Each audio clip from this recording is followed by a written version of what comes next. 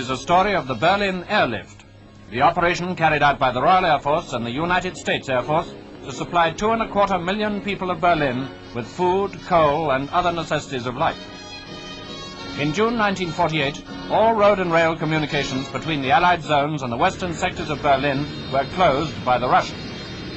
By the 28th of June, the only way into Berlin was by air, and the first RAF aircraft started this colossal undertaking. According to many predictions, an impossible one to maintain for any length of time, especially during winter. Aircraft began their ceaseless drone into blockaded Berlin, using all available airfields in the western zone. In the first 3 days, 500 landings were achieved, but with the aid of the United States Air Force, the number of flights rose by October to 600 per day. Sunderland flying boats of Coastal Command were ordered in to supplement the land-based planes. These took off from the Elbe at Hamburg and came down on one of Berlin's lakes. Food, still more food, and raw materials had to be poured across the aerial bridge into the blockaded city.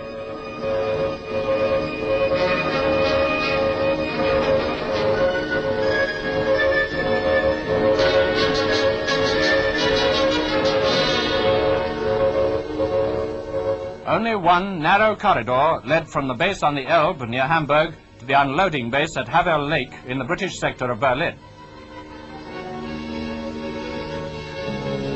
Within 4 days of the decision to use them, the first giant boats, each carrying 5 tons of vital material, were on air transport service. You are clear to take off, over.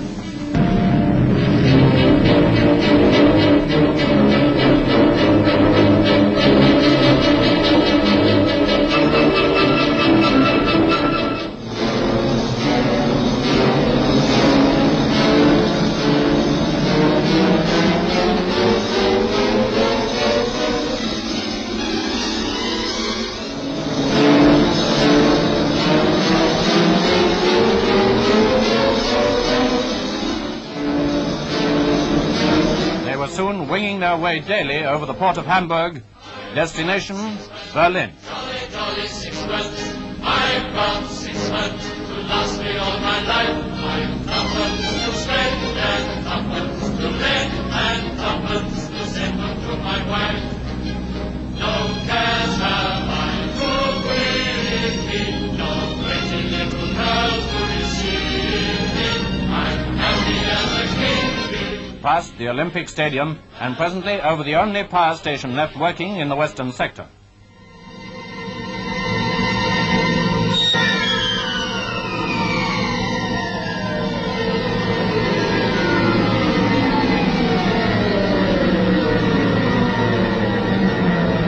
Immediately on landing, unloading commences, and the machines are prepared for the return journey.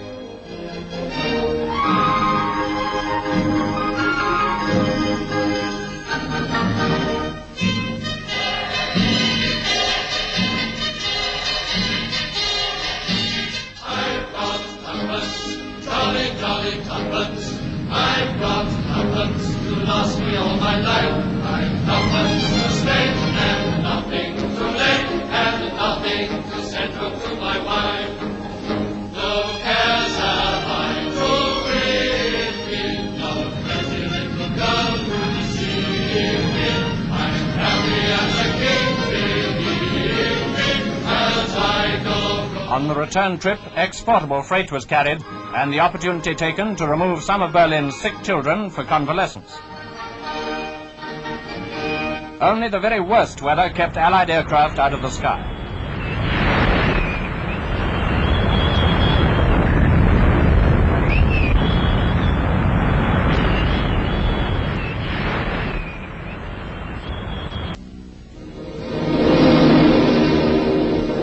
Even through storms and mists, the hazardous chain of supply went on.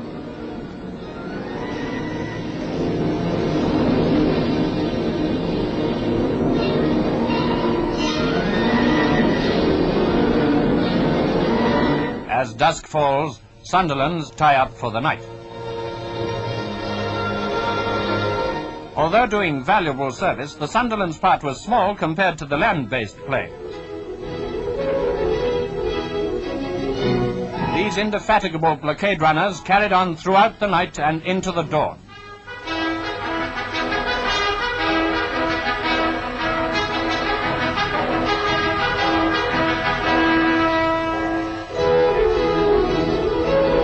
Night and day, week after week, it was a case of more planes, more food, more raw materials, shipped without pause from 8 different airfields in the Western Zone.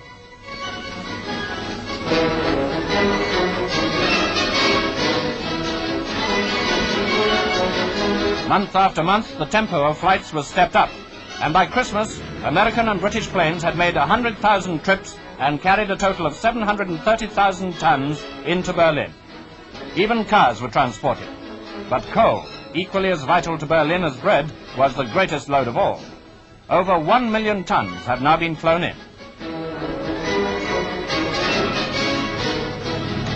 Hundreds of planes of all types and sizes, military and civil, were pressed into service. The RAF York, load 9 tons. The Halifax, over 6 tons. The Viking, over 3 tons.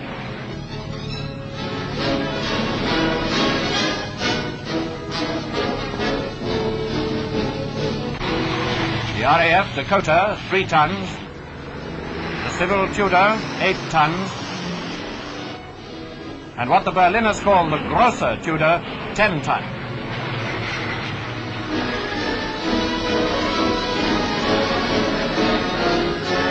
As an additional boost to the airlift, the RAF introduced its Hastings, each carrying over 9 tons. At the 3 airports in Berlin, Gatow, Tempelhof and Tegel, aircraft were landing or taking off every 90 seconds. Many notabilities visited Berlin to see the workings of this magnificent achievement and to praise the great work of the British and American ground and air personnel. Chief of the Air Staff, Lord Tedder, and the Foreign Secretary, Mr. Bevin, whose diplomacy was much aided by the success of the airlift. He added his tribute when he visited Berlin on the eve of the lifting of the blockade in May 1949.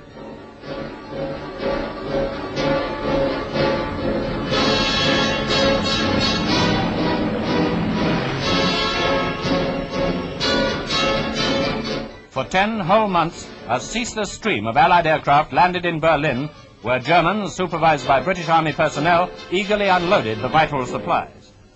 Air crews of the RAF and Commonwealth crews from Australia, New Zealand and South Africa, together with their British charter colleagues, all of them played their part with the United States Air Force in maintaining this non-stop operation.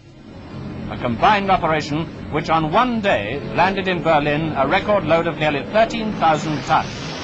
That is equivalent to the normal tonnage moved daily by surface transport before the blockade. Newsprint for Berlin's democratic press comes in. Mail for the outside world goes out.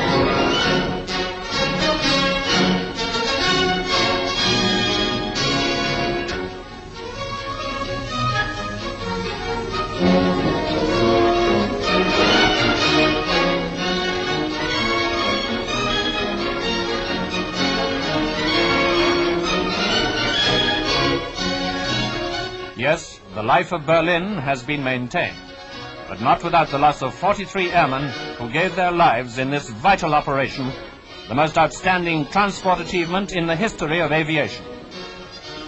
The airlift carries on.